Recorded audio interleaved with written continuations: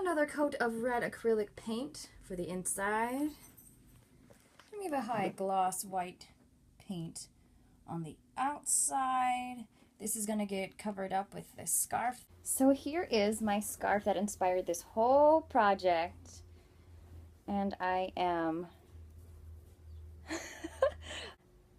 I'm a little trepidatious, but I am going to use this on the flower pot because I think it'll make a good favor. It's gonna hold like a bowl of chips or crunchy finger foods if they're not chips. So I'm excited to use this. Yay, yay, yay. And something, I'm excited. Another challenge is to make sure that the outside, the darker side, is facing out, and that since I'm doing this upside down, which is my normal thing because the bottom is quite bigger, that I am doing it the right way.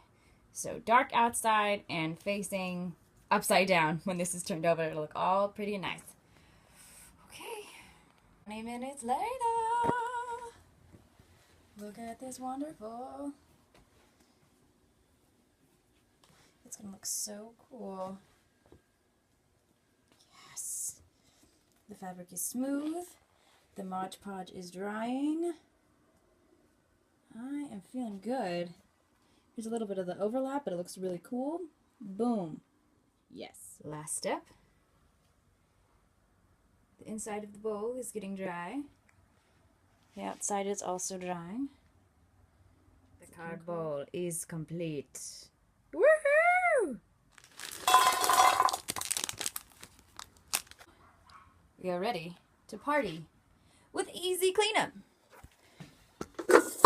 Take the bowl out, wash the bowl, and pop it back in.